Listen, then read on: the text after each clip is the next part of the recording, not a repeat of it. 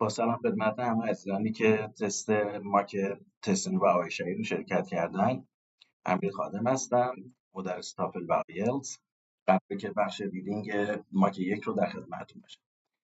برای اینکه بتونید توی تست های ریدینگ تافل موفق باشید، قبل از اینکه وارد بخش سوال ها بشید، باید اول تایتل ریدینگ رو خوب بخونید، پاراگراف 1 رو کامل بخونید و تا جایی که میتونید متوجه بشید که چی میگه، بعد وارد سوال ها بشید. در غیر این صورت اگه شما سوال رو اول نگاه کنید، احتمال این که بذار من این اسکرول کنم، احتمال این که بخشی از پاراگراف رو متوجه نشید بسیار زیاده، چون ذهنتون باعث میشه نسبت به این سوال و بقیه قسمت های پاراگراف رو دیگه مغز اجازه understanding بهتون نمیده و باعث میشه که تو سوالهای آخر و حتی خیلی سوالایی که توی پاراگرافایی که داره سوال مطرح میشه ممکن آن رو متوجه نشید. بنابراین باید اول پاراگراف رو بخونید، بعد وارد بخش سوال ها بشید که ببینید که مثلا سوال چی خواسته، بدون اینکه گزینه ها رو نگاه کنید دوباره از اول پاراگراف میخونید تا درک کاملتری پیدا کنید و بتونید اون سوال رو پاسخ بدید. حالا برای اینکه من بتونم خوب روی متن رو بدم، متن رو وارد فایل ورد کردم تا اونجا بتونیم بیشتر در موردشون صحبت کنیم. خب پاراگراف 1 رو شروع می‌کنید به خوندن. همونطوری که گفتم اول تایتل رو میخونید، بعد شروع می‌کنید به خوندن پاراگراف.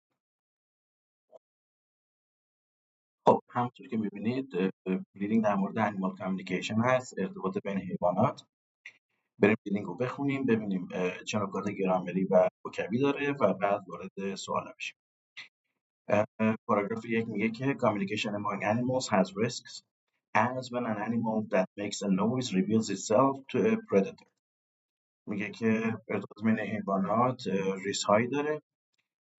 اینجا از به معنی such as when an animal that makes a noise، میگه مثل وقتی که حیوان صدای از خودش تولید میکنه reveals itself to a predator. حالا کلماتی که اینجا هایلایت کردم رو توی واژگان توضیح دادم و میتونید ازشون استفاده کنید و سینونیمش رو حتما حفظ کنید که تو لینک‌های بعدی به کارتون بیاد. reveal اینجا show، display، exhibit، disclose، uncover، unveil و متضادش هم که hide. بعد میگه که reveals itself to a predator، خودش رو در معرض یک شکارچی قرار میده. کلمه باد کلمه‌ایه که تضاد میرسونه و اینجا مسیر ارزم به حضورتون جمله اول رو عوض میکنه. دیگه but it also has important advantages. پس اول گفت ریسک داره ولی اینجا میگه اما مزیت‌هایی هم داره، مزیت‌های مهمی هم داره. Communication serves animals' needs to survive and reproduce and their ability to project their genes into future generations by aiding close relatives. میگه که ارتباط بین حیوانات نیازهای اون حیوانات رو برآورده میکنه، سرویس میشه مثلا ساتیسفای کردن و برآورده کردن که بتونن سروایو بکنن، زنده بمونن و تولید مثل بکنن و بتونن که ابیلیتیشون رو برای پروژکت کردن جین هاشون، پروژکت اینجا میشه کنوی، منتقل کردن و مثلا پرزنت ارائه کردن، اینجا بیشتر منتقل کردن جن هاشون به نسل‌های بعدیشونه با کمک به کلوز ریلیتیوز هاشون، مثلا خانواده نزدیکشون. When a male cowbird sings his song, he is attending to his need to attract the female cowbird and get his genes into the next generation. میگه وقتی یه پرنده نر آواز میکنه he is attending to اینجا براتون راحت رو گذاشتم. attend to حالا چندی معنی داره که یکیش میشه مراقبت کردن، یکیش میشه برآورده کردن، need، satisfy، fulfill. You give needed help or attention to someone or something. مثلا the hotel staff attended to my every need. به همه نیازهای من پاسخ دادن، برآورده کردن نیازم. اینجا هم همین معنی داره. میگه که داره نیازش رو برای جذب کردن پرنده ماده و get his genes into the next generation رو مثلا برآورده میکنه، بهشون رسیدگی میکنه. حالا رسیدیم به این جمله که هایلایت. خب این جمله میگه که worker honeybees which are honeybees that do not reproduce, perform dances to communicate to other bees in the hive the location of the food source with specific paths, speeds, and angles indicating the distance and direction of the food. اینجا میگه که زنبورای عسل کارگر که زنبورایی هستن که نمیتونن از رو بلد کنن، یک سری حرکات نمایشی انجام میدن که بتونن communicate to other bees in the hive. این میشه یه قسمتش. حالا چه چیز رو کامیونیکیت میکنن برای اینا؟ The location of the food source، که اینکه جایی که غذا هست کجاست. with a specific paths، حالا که مسیر رو نشون میدن. speeds، حالا سرعتی که مثلا دارن، و مثلا حالت جهت‌هایی رو که نشون میده فاصله و دایرکشن اون غذا. این جمله هایلایتی هم هست و الان باید جوابش پیدا کنیم، ولی همچنان پاراگراف ادامه میدیم و سوال رو نگاه نمی کنیم، چون اگه کار انجام بدید دیگه بس اون متن و آنالیز متن رو، درک کامل متن رو از دست میدید. بنابراین ادامه میدیم تا یه درک کاملی از پاراگراف داشته باشیم، بعد بریم سراغ سوال. By imparting this information, a worker bee is aiding the survival of her sisters in the hive and the further reproductive efforts of her mother. This is the only way worker bees can help spread their genes. کلمه ایمپارت کردن که میشه منتقل کردن، دو مرتبه اینجا براتون کلمش توضیح میدم. کلمه فعل impart something to somebody, to pass information, knowledge, etc. to other people. که convey. He has clever ways of imparting or conveying or communicating knowledge to his students. پس اینجا حالا همین معنی رو داره. میگه که by imparting this information، با انتقال این اطلاعات، a worker bee is aiding the survival of his sister، داره کمک میکنه به زنده موندن مثلا خواهرش in the hive، توی کندو، and the further reproductive efforts of her mother، و برای روند تولید مثلی که مثلا زنبور مادر. و این تنها روشیه که تنها کاریه که زنبورای کارگر میتونن can help spread their genes، که میتونن ژن‌هاشون رو منتقل کنن. بعد از help هم وقتی خواستید فعل بیارید بدون مصدر با تو باشه و به صورت ساده باشه. help improve، help develop و چیزایی از این دست که توی یکی از تست‌ها بسیار بسیار کمک کننده است این ساختار و دونستنش خیلی مهمه. خب بریم سوال یک. میگه بذارم اینجا Which of the sentences below best expresses the essential information in the highlighted sentence in the passage? این قسمت بسیار بسیار مهمه. Incorrect choices change the meaning in important ways. میگه گزینه‌هایی که غلطن یا معنی رو عوض میکنن or leave out essential information، یه بخشی از اطلاعات مهم رو مثلا بهش اشاره نمیکنن. بریم ببینیم کدوم گزینه درسته و چرا. طبق جمله که خوندیم بریم گزینه یک. میگه worker honeybees do not reproduce، میگه اینا reproduce نمیکنن and instead spend their time looking for food and performing a variety of dances. خب گزینه یک تا اینجا درسته، ولی از این قسمت بعدش ایراد داره. این که این زنبورای کارگر نمیتونن reproduce بکنن تا اینجا اوکیه، ولی اینکه به جاش میان میرن غذا پیدا میکنن غلطه. این چیزی نیست که توی جمله اصلی گفته شده. گزینه دوم worker honeybees which do not reproduce indicate details about the location of food to others in their hive through complex dances. این اوکی، این تمام اطلاعاتی که توی گزینه آمده رو داده و جواب درست هم همینه، ولی به گزینه دیگر هم حتما باید بررسی کنیم. و یه نکته این که چرا گزینه مثلا A، C و D غلط هستند از این که چرا گزینه B درست هست مهمتره. درک این موضوع از خود پیدا کردن جواب مهمتره، چون تمام تله‌ها توی گزینه‌هایی که غلط هستن گذاشته شده و اگه شما عادت کنید این تله‌ها رو پیدا کنید و بفهمید که چجوری تست رو طرح می‌کنن، سری‌های بعدی که تست می‌خواید بزنید خیلی راحت‌تر می‌تونید گزینه غلط رو پیدا کنید و گزینه درست رو انتخاب کنید. گزینه C میگه که When looking for food over long distances, worker honeybees perform dances with specific speeds, paths and angles. علاوه اینکه خیلی از کلمات که توی جمله اومده اینجا هم تکرار شده، ولی این گزینه غلطه.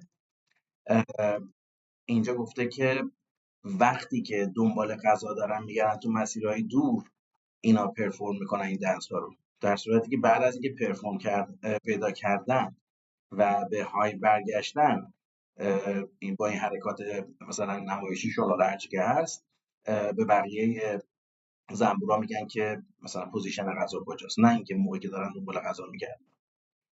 گزینه 4 میگه because worker honeybees do not reproduce, their role in the hive is to find sources of food. این هم دقیقا مثل گزینه 1 میمونه و این هم غلط.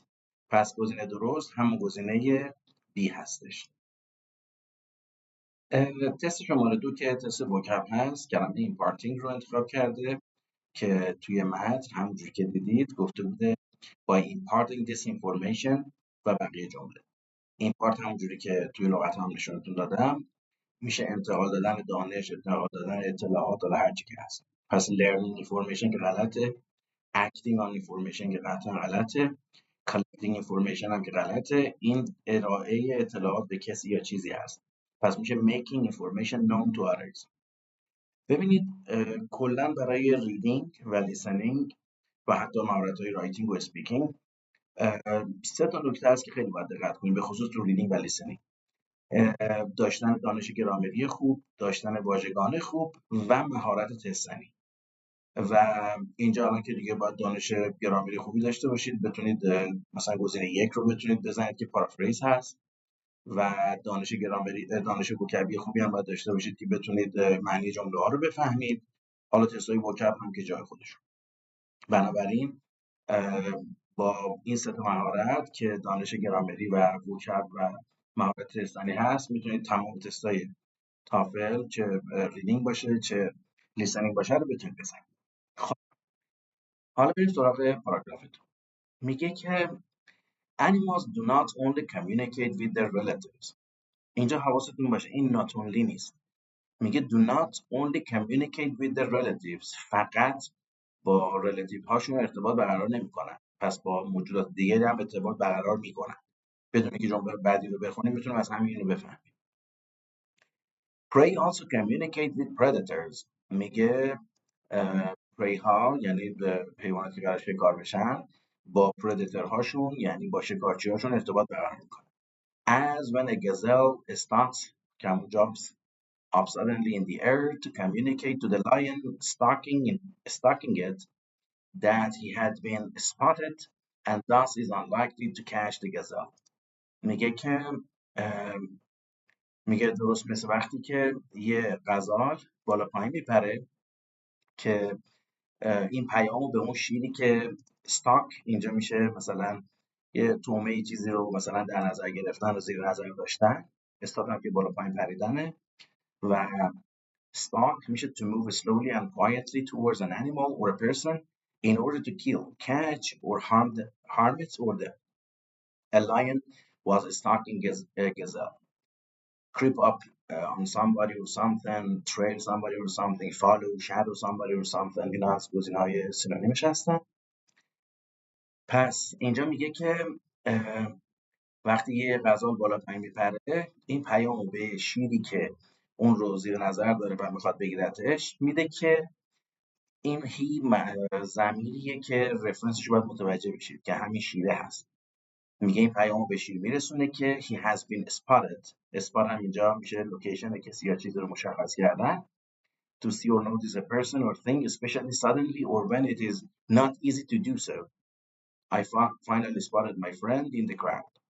بعد میگه که به شیر این پیام رو میرسونه که شیر لوکیشنش مشخص شده و بنابراین unlikelyه که بتونه غذا رو بگیره، یعنی غیر محتمله، احتمالش خیلی کم، احتمال نداره که اصلا بتونه غذا رو بگیره. They should both save themselves the bother of a pointless chase that will just waste their time and energy.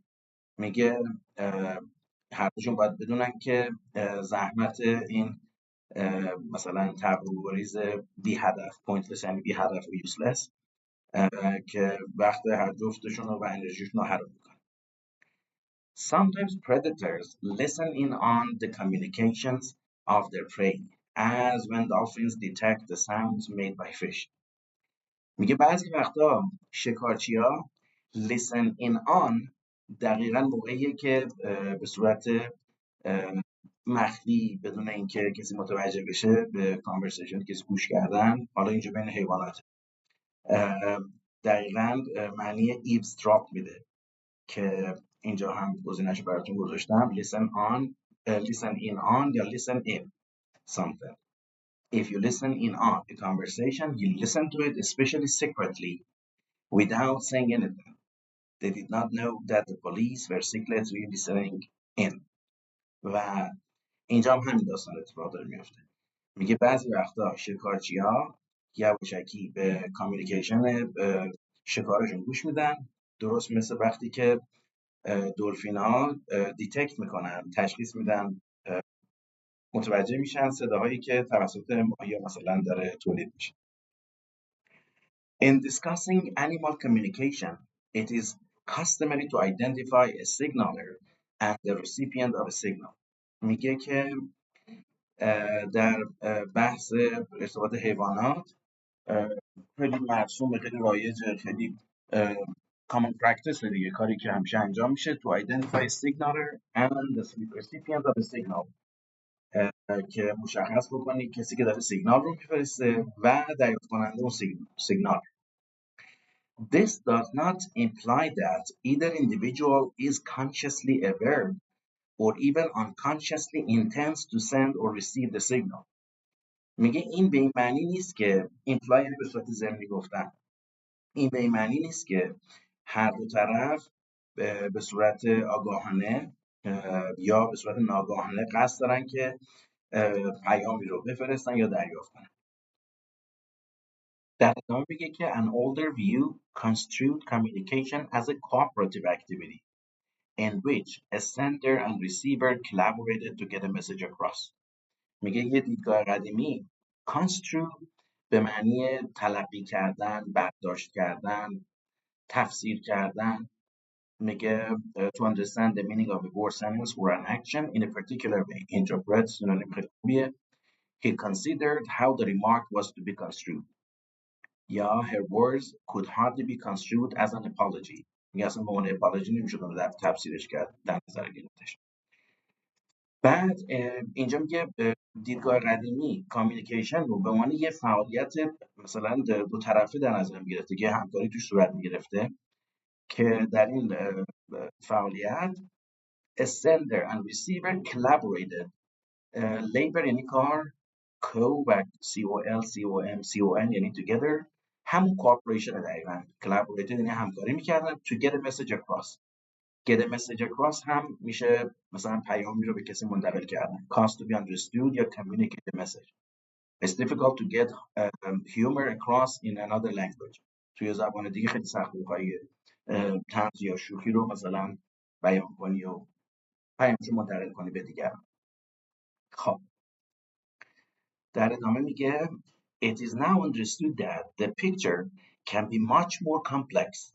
دیگه از دیدگاه قدیمی داره میاد بیرون و الان داره میگه It is now understood that الان مشخص شده که این تصویر خیلی پیچیده‌تر از این چیزیه که قبلا فکر می‌شده. این تصویر منظور این طرز فکر. Receivers may eavesdrop on signals that the signaler would rather they did not pick up. میگه ریسیور ممکنه که اون کسی که پیام داره میگیره ممکنه یواشکی گوش کنه به سیگنال ها. ایوزدراپ دقیقا هم لیسنینگ آنه. این هم بدونید که کسایی که میگن توی ریدینگ ها فریزال وربز نمیاد یا تو لیسنینگ ها فریزال وربز نمیاد، واقعا اینجوری نیست. حالا هم تو این ریدینگ و هم تو ریدینگ بعدی میبینید که چقدر از اینا استفاده میشه، به خصوص موقعی که مبنا در مورد علوم انسانی باشه، هنر، تاریخ، کلا علوم انسانی، روانشناسی و چیزهای از این دست. از این موارد بسیار توش بیشتر دیده میشه و الان هم که یک متن علمیه و توش از این به کار رفت. پس ایوزدراپ میکنن روی سیگنال ها، یواشکی گوش میکنن به سیگنال هایی که the signaler would rather they did not pick up. pick up اینجا معنی understand میده. pick up چندین معنی داره، 8 حداقل معنی داره. اینجا معنی understand رو داره که اینجا براتون توضیح دادم. pick something up یا pick up something میگه to become aware of something such as a story and begin to write about it, work on it, etc. detect, get, hear. But few people had heard about this problem until the press picked up the story, took up the story. بعد میگه که پس اینا اون کسی که سیگنال داره میفرسته دوست نداره که این ریسیورها این پیام رو درک کنن و مثلا بشنون و بدونن. Bands for example listening on 2 مرتبه همین اصطلاح اینجا هم آورده. Listening on the mating calls of male frogs in order to locate and attack them. میگه به عنوان مثال خفاش ها یواشکی به پیام های برای جفتگیری قورباغه‌های نر که سعی میکنن برای ماده بفرستن گوش میکنن و جای اونا رو پیدا میکنن و به اونا حمله میکنن. حالا بریم ببینیم گزینه‌ای که برای ریدینگ داده چیه.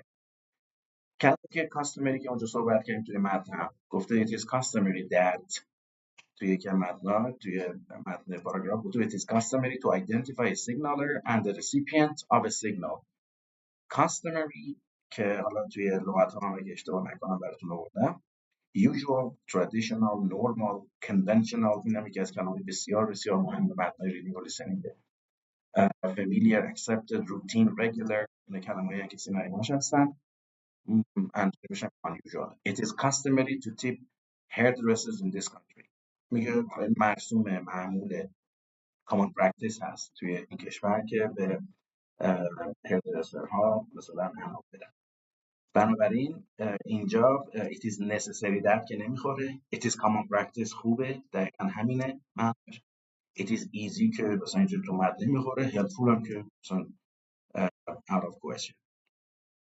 بعد برای سوال بعدی گفته according to paragraph 2 which of the following is the reason for a gazelle to start.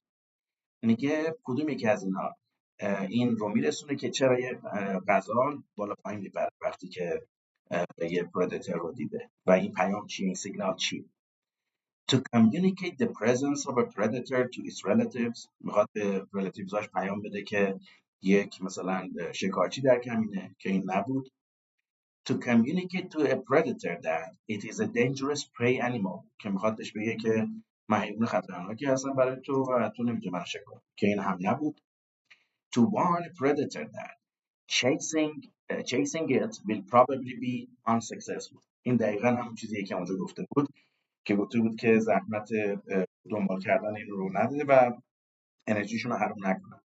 they should both save themselves the bother of a pointless chase that will just waste their time and energy. و قبلش هم که گفته بود که داره این پیام رو به اون شیر میده که مشخصاتش رو فهمیده کجاست و این که احتمال اینکه بتونه غذا رو بگیره نیست و دقیقا گزینه درست همینه. و گزینه 4 هم میگه to check for predators that may be stalking it.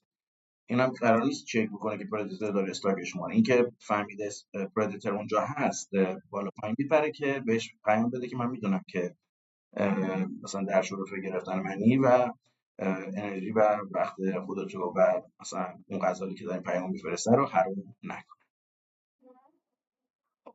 سوال 5 که میگه why does the author include the information that bats listening on the mating calls of male frogs in order to locate and attack them. در مورد سوالایی که میگه چرا این مثال رو آورده هم تو بخش لیسنینگ هم تو بخش ریدینگ باید قبل از این مثال رو بخونیم تا بفهمیم که منظورش چیه که میگه مثلا بت‌ها یواشکی گوش میدن به مثلا پیام‌هایی که مثلا قورباغه‌های نر برای ماده‌ها میفرستن و بت‌ها این کارو میکنن تا بتونن موقعیت اونها رو مشخص کنن بهشون حمله کنن. بنابراین ما باید قبلش حتما بخونیم تا بفهمیم چرا این مثال رو آورده. بریم داخل متن ببینیم که چه اتفاقی میفته. جمله از اینجا شروع میشه. میگه an overview constitute communication as a cooperative activity in which a sender and receiver collaborated to get a message across. میگه که ویو قدیمی مثلا فرض رو بر این میذاشته که این ارتباط بین حیوانات یه فعالیت دو طرفه است و همکاری بین دو تا مثلا گروه هست که توش فرستنده و دریافت کننده سیگنال با هم همکاری میکنن تا یه پیامی رو منتقل کنن. It is now understood that ببینید از گذشته حالا به حال داره میرسه. It is now understood that the picture can be much more complex. یه however هم اگه اینجا میذاش خیلی بهتر میشه ولی حالا نذاشتم میتونیم از older view و ویوی که الان وجود داره مثلا این رو بشناسید. میگه الان مشخص شده که این تصویر خیلی پیچیده‌تر از اون چیزیه که ویو قدیمی داشته. بعد حالا میاد برای توضیح بیشتر و ایلستریشن بیشتر میاد اینو یه خورده بیشتر بستش میده. میگه receivers may eavesdrop on signals that the signaler would rather they did not pick up. میگه دریافت کننده های سیگنال ها ممکنه یواشکی به سیگنال هایی که فرستنده سیگنال میفرسته گوش کنن یواشکی و ریسیور مثلا سیگنالر دوست نداره که این ریسیورها این دی مربوط به این ریسیورز ها میگه دوست نداره که اینها مثلا این پیام رو دریافت کنن و بفهمن. اینجا باید حواستون باشه که وقتی وود ردر به کار میبرید اگه سابجکت اول سیگنالر باشه و سابجکت دوم کس دیگه یا حالا حیوانی شیء چیز دیگه باشه اینجا رو باید گذشته ساده بیارید ولی هر جفت منظور زمان حال هست. The signaler would rather that receivers did not pick up the signals. بعد حالا برای تکمیل کردن این میاد یه مثال میاره. میگه به عنوان مثال bats for example listening on the mating calls of made frogs in order to locate and attack them. پس اینجا دیگه همکاری وجود نداره. سیگنال داره پیام برای مثلا قورباغه ماده مثلا داره میفرسته ولی این وسط مثلا خفاش‌ها این پیامو یواشکی دریافت میکنن و لوکیشن اون قورباغه رو مثلا مشخص کنن بهشون حمله میکنن. حالا بریم گزینه‌ها رو بخونیم ببینیم که کدوم درست. میگه که to illustrate how senders and receivers collaborate in getting a message across که این نبود که این ویو سنتیه و قدیمیه پس این غلطه. To help explain why the intended receiver of a signal may not pick it up. میگه این مثال رو آورده که توضیح بده چرا دریافت کننده مورد نظر اون سیگنال ممکنه اون رو درک نکنه که اصلا این موضوع نبود. میگه فرستنده نمیخواد که اون ریسیور که مثلا بت‌ها باشن خفاش‌ها باشن این پیامو بفهمن که برای شکار. To support the point that an older view of animal communication is too simple. ببینید اونجا گفتش که این پیکچر الان خیلی کامپلکس تر از اون چیزیه که مثلا قدیمی ها در نظر میگیرن. این گفته که همکاری میکنن ولی الان میگه که این خیلی پیچیده تر از این حرف هست. پس ویو قدیمی پیچیده نبوده خیلی ساده بوده. پس دقیقا جواب همینه که میگه to support the point that an older view of animal communication is too simple. صفت متضادش رو آورده اونجا گفته که این تصویر خیلی کامپلکس تره الان پس قدیمی خیلی سیمپل بوده یعنی دیدگاه کاملی نبوده. آخرش هم که میگه to show that eavesdropping animals این هم که صفت فاعلی الان یعنی حیواناتی که یواشکی گوش میکنن به مثلا سیگنال های مثلا حیوانات دیگه sometimes do not understand a signaler's reason for sending a message. اینجا مثلا کلمه پیکاپ رو یه جوری شیطنت کرده که میگه اصلا اینا متوجه نمیشن که مثلا سیگنالی که داره این مثلا قورباغه مثلا میفرسته و اینا مثلا متوجه نمیشن در صورتی که اینجوری نیست. میگه سیگنالر نمیخواد که اینا متوجه بشن نه اینکه اینا متوجه نمیشن. پس همون جواب سی هست و بقیه گزینه‌ها اشتباه هستن. خب قبل از اینکه سوال 6 رو جواب بدیم بریم پاراگراف 3 رو بخونیم ببینیم چی میگه بعد بریم سوال. میگه some species are sensitive to the presence of potential eavesdroppers and modify their signals accordingly. این اکوردینگلی رو که سر کلاس هم توی کلاس گرامر درس دادم گفتم اگه آخر جمله باشه بعضی اوقات معنی بنابر آن میده یا حتی بعضی اوقات بنابراین یعنی هم معنی therefore میده هم according to it. بنابراین اینجا میگه که بعضی از گونه ها حساسن به حضور ایفزدراپر ها اونایی که یواشکی به مکالمات و سیگنال هاشون گوش میدن و مادیفای میکنن سیگنال هاشون رو. بنابراین مادیفای میکنن سیگنال هاشون رو یا بر اساس اون شرایط تغییر میدن. مادیفای اینجا میشه تغییر دادن و آلتر کردن و اینها معنی میده. بعد برای اینکه این موضوع رو توضیح بده که چجوری مادیفای میکنن سیگنال هایی که اینا میفرستن دو تا مثال آورده. یکی در مورد میمون ها آورده یه دونه هم در مورد پیکاک ها. خب مثال اول بخونیم. میگه monkeys that raid farmers' crops have quiet alarm calls known as conspiratorial whispers that they use to warn each other of the arrival of the farmer. میگه میمونایی که به محصولات کشاورزی حمله میکنن، رید اینجا حمله کردنه. have quiet alarm calls، یه سری سیگنال های هشدار دهنده خیلی آروم دارن که which are known as conspiratorial whispers. whisper یعنی نجوا کردن، خیلی آروم صحبت کردن. کانسپیرسی هم که معنی توطئه و دسیسه میده. کانسپیراتوریال میشه صفتش، یعنی به یه جور مثلا نجوای دسیسه و آری همچین معنی میده که استفاده میکنن که به همدیگه هشدار بدن که از رسیدن فارمر به همدیگه هشدار میدن، یعنی به همدیگه اطلاع میدن که فارمر داره میرسه. These calls are clear enough that the monkeys hear each other but quiet enough that the farmer does not detect them. میگه این سیگنال ها یا صدایی که به هم میرسونن انقدر بلند هست که خودشون بفهمن، ولی به اندازه کافی مثلا آشکار و بلند هست که خودشون بفهمن و انقدر صداش پیام‌ها انقدر آروم هست، صدا مثلا تونش پیچش انقدر پایینه که فارمرها نمیتونن اون رو دیتکت کنن، نمیتونن متوجهشون بشن. In other situations، الان ببینید دوباره رفت روی مثال بعدی، در شرایط دیگه، در مثلا موقعیت‌های دیگه signalers compete to get their message across with ever louder, larger and brighter signals.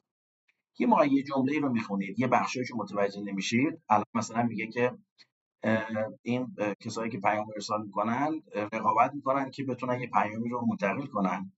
ممکنه یه کلمه متوجه نشید. with ever louder, larger and brighter signals. نمیدونید سیگنال brighter چیه، سیگنال larger چیه، سیگنال louder. حالا louder میتونه باشه، تو پیام قبلی میشه فهم. اینجا وقتی ادامهش رو بخونید متوجه میشید، میفهمید که در مورد طاووسا و دمشون میخواد صحبت کنه که دمشون بزرگتره و مثلا رنگ و لعاب بهتری داره که بتونن ماده رو به سمت خودشون جلب کنن. میگه it is thought that the large broad tail of the peacock evolved in this way as a form of competition among neighbors to impress the females. میگه اعتقاد بر اینه که دم بزرگ و مثلا پر رنگ و لعاب مثلا طاووس به همین ترتیب مثلا ایوالو کرده. حالا ایوالو هم دوباره یکی از کلمه‌هایی که اینجا معنی دیولپ و گرو میده، یا یه موقع ایمرج و دیسنت.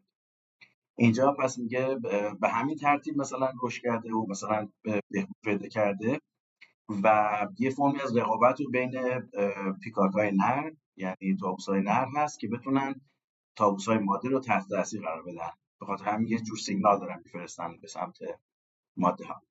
حالا سوال چی میگه؟ میگه why does the author discuss the conspiratorial whispers of monkeys؟ میگه چرا این مطلب رو مطرح کرده؟ همون مثال اولی که یه سری سیگنال ها رو حیوانات تو شرایط مختلف مودیفای میکنن و ببینیم معنیش چی میشه. میگه to illustrate a particular way of adapting a signal to the presence of unwanted listeners. adapt که حالا دو معنی اصلی داره اصولا. یکیش که همون مودیفای کردن و آلتر کردنه که دقیقا تو همین متن میخوره و مثلا we have adapted the procedures to suit their needs. پروسیجر رو مثلا عوض کردن که مناسب بشه برای نیازهای اونا. این هم که adjust to و conform to میشه مثلا یه جوری با شرایط مختلف مثلا پروسیجرها رو مثلا آداپته میکنن و هم فارسی رو آداپته کردن. میگیم he has adapted well to his new مثلا home، یعنی با خونه جدیدش کاملا آداپته شده و اجاز کرده خودش رو با اونجا. بعد میگه که to illustrate a particular way of adapting a signal to the presence of unwanted listeners. این unwanted listeners دقیقا همون هیومن ها هستن که این میمون ها از حضورشون مثلا خوشنود نیستن و نمیخوان مثلا بفهمن که ندارن به محصولشون حمله میکنن و یه جور سیگنالی که اینا آداپته کردن، تغییر دادن در حضور یک لیسنر ناخواسته که دقیقا جواب همینه. گزینه‌های غلطش رو حالا ببینیم چرا غلطن. میگه to suggest that animal communication can be as complex as human communication.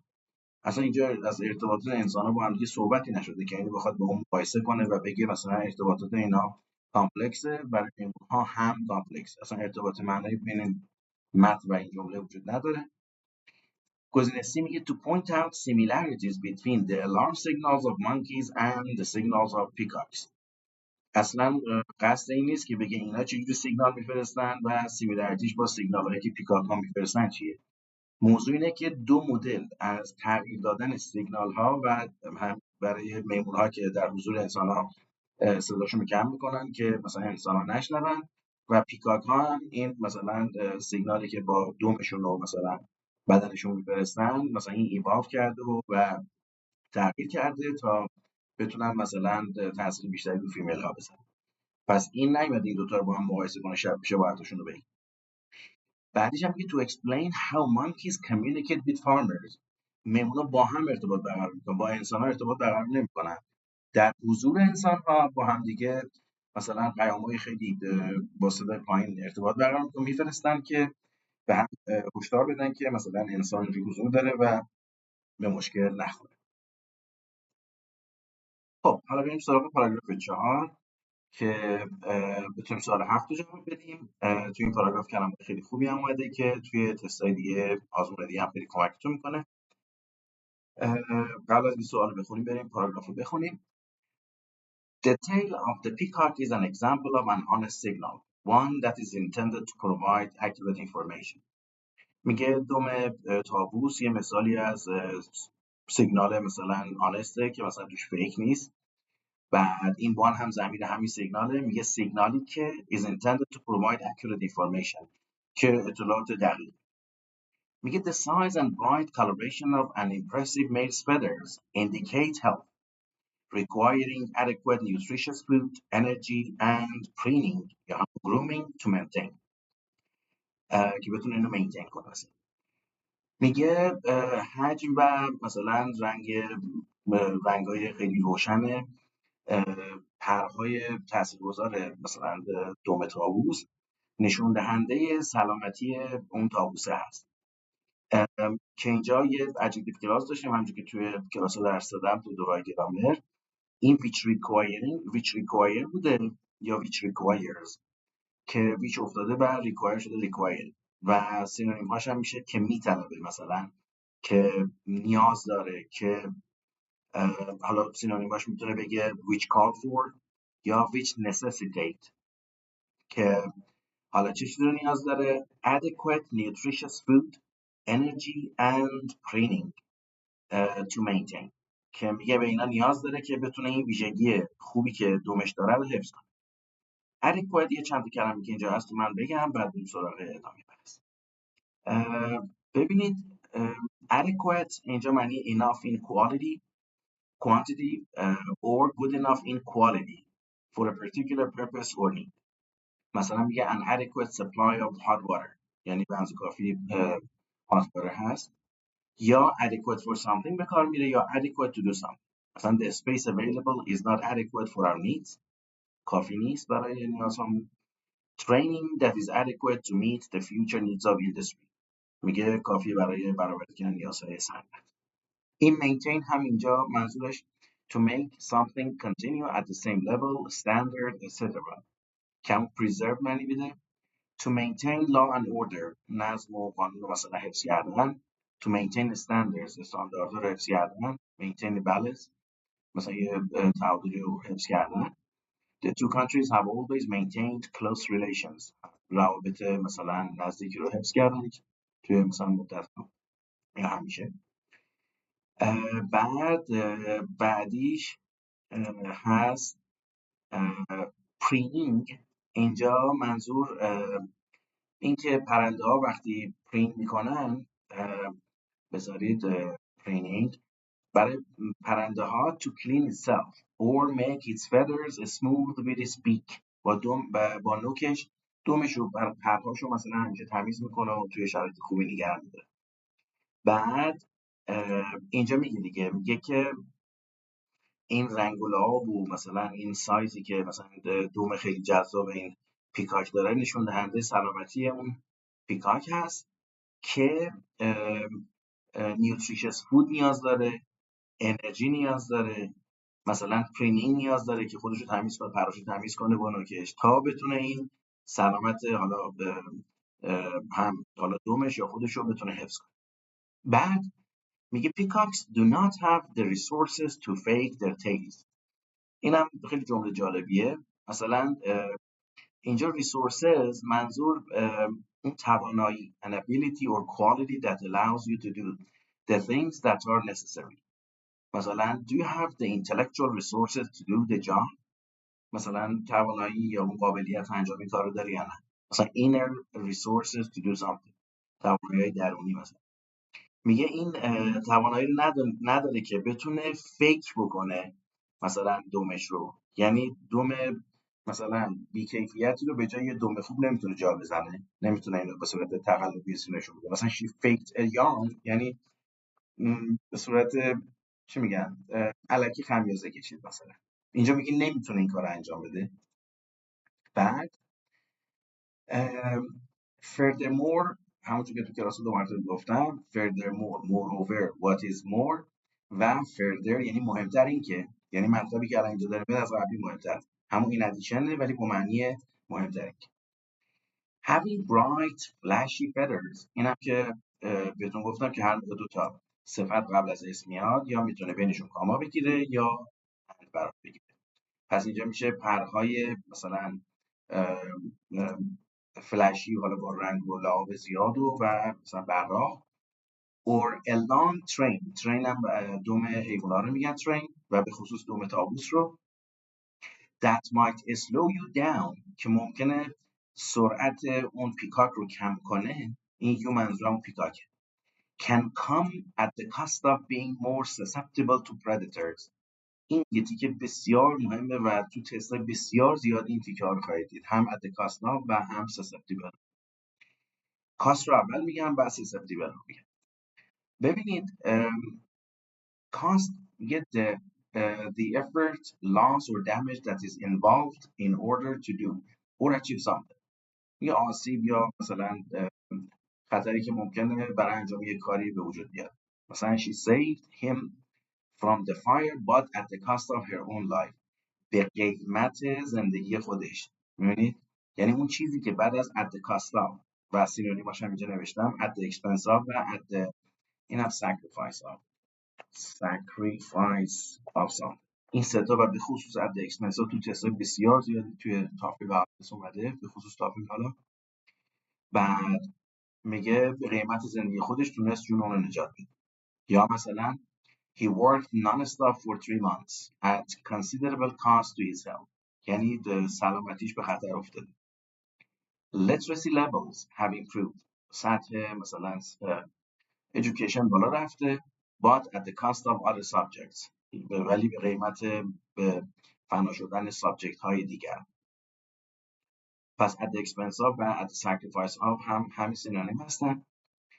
susceptible یک کلمه منفی هست، یعنی آسیب پذیر، در معرض یه چیز بدی بودن، که اینجا سینونیماش دقیقاً تمام اینه که نوشتم سینونیمش هستن. at risk of something، defenseless against something، liable to something، prone to something که این هم تو کلاس ادوانس درس دادم و گفتم بسیار مهمه. to be subject to something یا to be subjected to something به عنوان فعل باید باشه. vulnerable to something، آسیب پذیر بودن یا در معرض چیز خطرناکی بودن. اینا که immune to و resistant to که immune بیشتر میشون بخوره، اینا متضادشونه.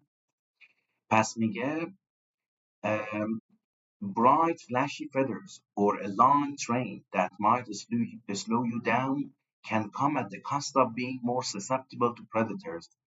میگه درسته که این خوبه و زیباه ولی این به هزینه در معرض قرار گرفتن مثلا پردیتورها خواهد بود. یعنی پردیتورها اینا رو میبینن و اینا رو شکار میشن. A male that is fit enough to survive despite this potential handicap must surely be a prize for a lucky female. هندیکپ هم یه نقصان، یه مثلا ویژگی بدی که کسی یه چیزی داره رو، حالا disability، defect، impairment، affliction، deficiency، کمبود، نقص. میگه یه میلی که یه پرنده که مثلا فیت باشه، که همین حالا پیکاک باشه اینجا، اگه فیت باشه، پرنده کافی فیت باشه که بتونه سروایو بکنه، که بتونه زنده بمونه despite this potential handicap با وجود این نقصی که داره must surely be a prize for a lucky female. یه هدیه خوب برای ماده خوششانس. حالا بریم ببینیم که سوال چی میگه. میگه why are female peacocks attracted to male peacocks that have bright flashy feathers or a long train. بریم ببینیم چه اینو آورد. حالا ما که متن خوندیم، حالا برای اینکه سوال بزنیم. گزینه یک میگه such males are slow and easy for the females to catch. اینا برای فیمیل ها ایزی نیستن که کچ کنن. برای پردیترز ها یه ایزی پری میشن که راحت میشه شکارشون کرد. پس این غلط. Such males are the most likely to be healthy and fit. میگه چنین نرهایی که همین طاووس ها رو داره میگه are the most likely یعنی possible، یعنی بیشترین احتمال داره که سالم باشن و مثلا بدنشون سلامت باشه و مثلا فیت باشه. این میخوره به جا.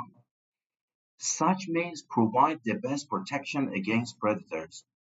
اینا در مقابل predators ها susceptible هستن، vulnerable هستن، پروتکشنی ندارن در مقابل predators ها چون سنگین هستن و نمیتونن پرواز کنن. بعد شماره 4 میگه such males are not providing honest signals and fool the females into choosing them. اتفاقا جمله اول گفته بود که اینا خیلی پیامشون honest هست و اصلا هم فیک نمیکنن دومشون رو که بخوان مثلا یه دومی رو جای دوم خودشون جا بزنن و بتونن فیمیل رو اترکت کنن. پس گزینه صحیح همون گزینه بی هست که گفته بود برای اینکه یه همچین دومی و یه همچین بدن سالمی داشته باشن و دوم سالمی داشته باشن نیاز به نیوتریشس فود دارن، انرژی دارن و به خودشون باید برسن، مثلا دومشون رو مثلا پراتشون رو تمیز کنن تا بتونن این سلامتی بدنشون دومشون رو حفظ کنن. پس دقیقاً این جواب هست و گزینه‌های دیگه غلط هستن. خب حالا پاراگراف 5 رو بخونیم برای سوال 8 که این مقدار تریک هم هست و نکته جالبی هم داره. میگه که the deep notes of frogs and toads mating calls are also honest signals of their owner's size. میگه که این اول دو تا آپوستروفا رو یاد بگیرید. آپوستروفا رو هر موقع دو تا گروه یا دو تا انسان یا دو تا حالا حیوان به صورت مجزا صاحب یه چیزی باشن، هر جفتشون یا آپوستروف اسمت بذارید یا اساپوستروف که حالا جایشون جمع هستن اساپوستروف گذاشته. میگه پیام‌هایی که صداهایی که برای مثلا قورباغه‌ها و حالا کینگ توت‌ها قورباغه‌های بزرگتری هستن، اینا تولید می‌کنن هم آنست سیگنالز هستن بر اساس سایزی که این حیونا دارن. مثلا فراگز ها و توت‌ها ها نسبت به سایزی که دارن مثلا یه صداهایی تولید میکنن. اگه اینو متوجه نشید از جمله بعدی متوجه میشید که معنیش چی هست. میگه the laws of physics impose a necessary relationship between the depth of a toe and the size of the body that produces it. A big body means a deep call. میگه که قوانین فیزیک ایمپوز میکنه. حالا ایمپوز رو من اینجا معنیشو براتون گذاشتم. میشه enforce، decree حکم میکنه مثلا و اجبار میکنه، فورس میکنه که a necessary relationship between یه رابطه مثلا ضروری بین اون عمق صدایی که ندارن و سایز بدنی که دارن و صدایی که میتونن تولید کنن. بعد میگه a big body means a deep call، یعنی the bigger the body the deeper the call، یعنی هرچی بدنشون بزرگتر باشه صداهای مثلا عمیق‌تر و قوی‌تری تولید میکنن. بعد اینجا میاد با یه کلمه why که معنی although میده. میگه why this is generally true، میگه اگرچه این عمدتاً درسته. از همینجا میشه فهمید که این همیشه اپلای نمیشه. A recent study showed that males of one species of green frog، حالا که اسمش اینه، may sometimes lower the dominant frequency of their calls during territorial contests in order to make the calls sound deeper and the frogs seem larger than normal. میگه که یه تحقیقاتی که اخیراً انجام شده نشون میده که نرهای یه سری گونه‌های قورباغه‌های سبز که اسمشون این هست بعضی وقتا sometimes lower the dominant frequency of their calls، اون فرکانس صداشون رو کمی پایین‌تر میارن وقتی که میخوان برای قلمروشون مثلا مبارزه کنن، تریتوریال میشه مثلا زمین و منظره و قلمرو و اینا، کانتست هم که میشه رقابت، پس میشه رقابت برای کسب قلمرو. in order to make calls sound deeper، تا صداشون عمیق‌تر بشه، and the frog seem larger than normal، و قورباغه از اون مثلا حجمی که داره بزرگتر نشون داده بشه. in other words وقتی میاره یعنی به عبارت دیگر، یعنی همون رو میخواد به یه بیان دیگه بگه. میگه not all signals are honest. میگه به عبارت دیگه، این دیگه اینه که تمام سیگنال ها، همه سیگنال ها honest نیستن، پس بعضیشون dishonest هستن. این not all یا not every برای موقعی میاد که میگه همه اینجوری نیستن، پس بعضیاشون اینجوری هستن، بعضیاشون نیست. examples of dishonest، اینم که مثالشه. examples of dishonest signals include the behavior of mimics. mimics یعنی کسایی که تقلید میکنن، حالا چه انسان باشن چه حیوان باشن، اینجا به صورت اسمی و فعلی آورده. a person or animal that can copy the voice, movements, etc. of others. اینم که فعلش میشه imitate، copy، parrot فعل اینجا. simulate، mime، mock. بعد میگه examples of dishonest signals include the behavior of mimics which copy the behavior of another individual، که مثلا رفتار یا مثلا صدای یک کسی دیگه یا حیوان دیگر رو کپی میکنه. For example، این تیکه بسیار تریکیه و با کمترین اشتباه ممکنه تست رو اشتباه بزنه. For example، two species of fireflies emit similar patterns of flashes of light. میگه دو گونه از کرمای شبتا، emit یعنی یعنی out، meet یعنی فرستادن، emit یعنی send out. similar patterns of flashes of light، یه سری پترن‌های مشترکی از نور رو از خودشون متساوی می‌کنن. اینجا بسیار مهمه، اینجا رو باید خیلی دقت کنید. females of one species، the photonous species، میگه فیمیل های یک گونه از همین fireflies ها که photonous species باشن use their characteristic flashing pattern to attract mates. از پترن های نوری که متساعد میکنن سعی میکنن نرها رو به سمت خودشون بکشن. females of the other species، فیمیل های یک گونه دیگه. حالا اون چیه؟ the photonous species، این اسمای خاص رو خیلی حواستون باشه. photonous، حالا photonous، حالا تلفظش خیلی مهم نیست چون اسمای خاصه. اینا mimic the flashing pattern of photonous females.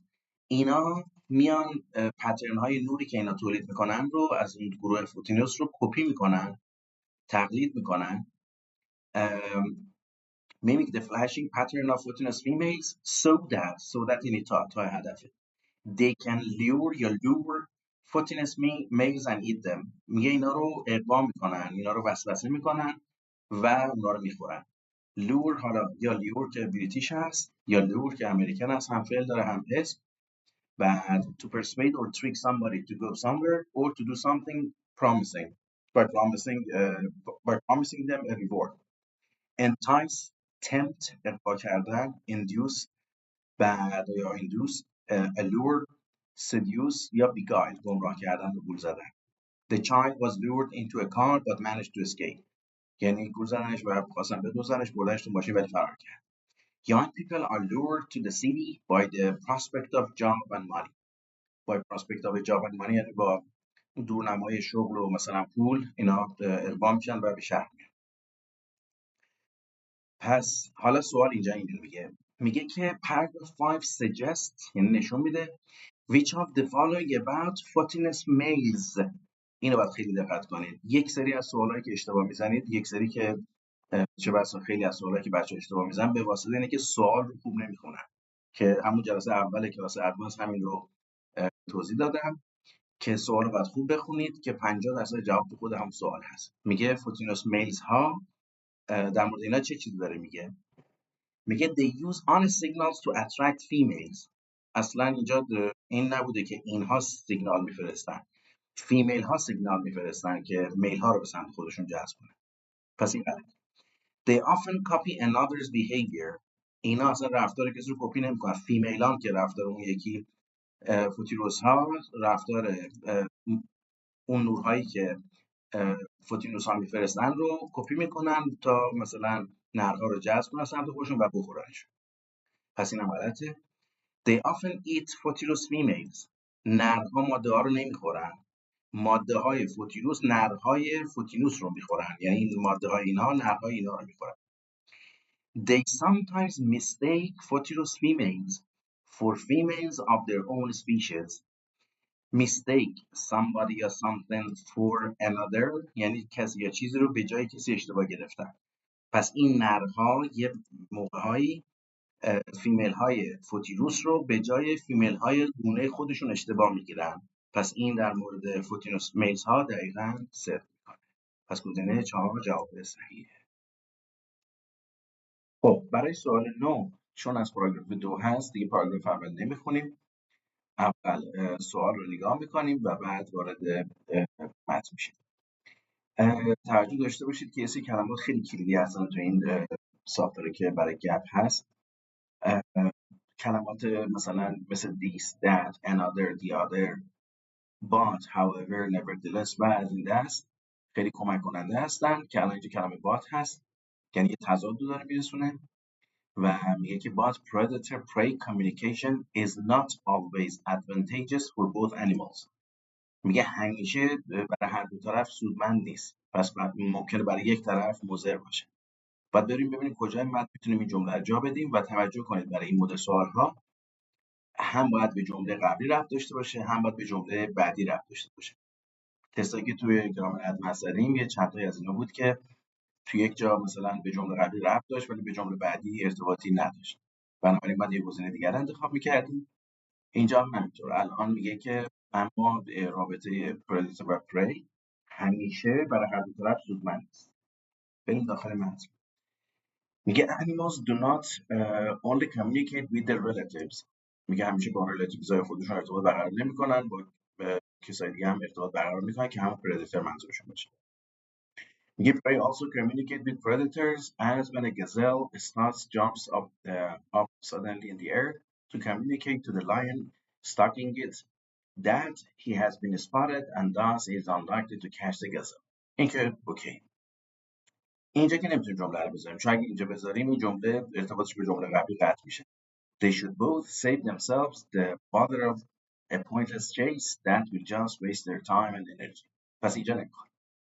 بعد جمله بعدی رو اگه ببینیم میگه sometimes predators listening on the communications of their prey as when dolphins detect the sounds made by fish.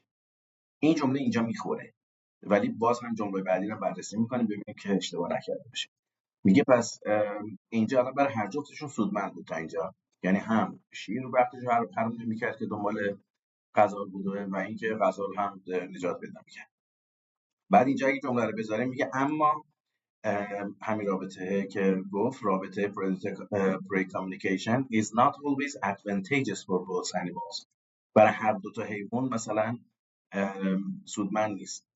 اینجا میاد میگه که بعضی اوقات پردیتورز ها شکارچی ها یواشکی گوش میکنن به کامیونیکیشن پری ها وقتی که دلفین ها تشخیص دادن صدای ماهی ها رو. پس اینجا به ضرر ماهی ها هست و به نفع دلفین ها. پس اینجا درست هست جمله. حالا اینجا رو بررسی میکنه. میگه in discussing animal communication it is customary to identify a signaler and the recipient of a signal. هیچ ربطی بین این جمله‌ای که الان گفته بود برای هر دو طرف سودمند نیست در مثلا بحث فلان دیگه ارتباط معنایی وجود نداره، پس به اینجا هم نمیخوره. اینجا میگه this does not imply that that either individual is consciously aware or even unconsciously intends to send or receive the signal. این هم هیچ ارتباط معنایی بین اینا وجود نداره. همیشه هر دو تاشون سود نمیبرن این به این معنی نیست که هر کدومشون مثلا هر کدوم از این پری و پردیتور به صورت آگاهانه یا ناآگاهانه دارن سیگنال میفرستن و اصلا هیچ ربط معنایی وجود نداره. پس دقیقاً گزینه بی میشه که قبلش میگه هر دو طرف سود میبرن از این که مثلا سیگنال دارن به هم دیگه میدن و اینجا میگه ولی همیشه سودمند نیست چون بعضی وقتا پردیتورها میان گوش میکنن به سیگنال هایی که پری داره میفرسته و اونا رو دیتکت میکنن و شکارشون. در خصوص سوال آخر که هم اول آنالیز گفتم که جز سخت‌ترین سوال ها هم هست اگر متن رو خوب خونده باشید و درک کامل داشته باشید به راحتی میتونید جواب رو پیدا کنید و نمره بیشتر از همه اتسام داره و کل نمره رو بگیرید و حتما باید 3 تا آیتم رو درست بزنید که کل نمره رو بگیرید. اگه 2 تا آیتم رو درست بزنید 3 تا یک نمره 50% نمره رو میگیرید. و چیزی که خیلی مهمه اینه که جمله‌ای که اینجا اومده رو حتما باید بخونید. ممکنه مربوط به مین آیدیای پاراگراف ها باشه، ممکنه نه مربوط به یک پاراگراف یا 2 تا پاراگراف باشه و به دیتیل ها ربط داشته باشه. بعضی از دوستان اینو نمیخونن و گزینه‌هایی که انتخاب میکنن مین آیدیا هست و در صورتی که طرف دیتیل خواسته، مثلا سوالای دیتیل خواسته. ولی الان اینجا میگه animals communicate in a variety of ways. پس در مورد رابطه ارتباطاتی که حیوانات با هم دارن و روش‌هاش داره صحبت. پس این مین آیدیا کد پاراگراف هست. بریم ببینیم که گزینه‌ها کدوم درسته. میگه although communication can sometimes be dangerous, it can also provide benefits that increase survival and reproductive success. که این دقیقا توی گزینه‌ها بود که بعضی اوقات خطرناکه، بعضی اوقات و میتونه advantageous باشه برای هر دو تا سایت که همون لاین و گزل بود و پس این گزینه درسته و ترتیب اینا هم مهم نیست که مثلا A و مثلا E و F جواب باشه. شما اگه F و E و A بزنید کل نمره رو میگیرید و ممکن توی نرم افزار قبلی مثلا تست ها اینو ایراد میگیره، ولی به الان فکر نمی کنم توی آزمون‌های تستینگ و جای دیگه ایراد بگیره.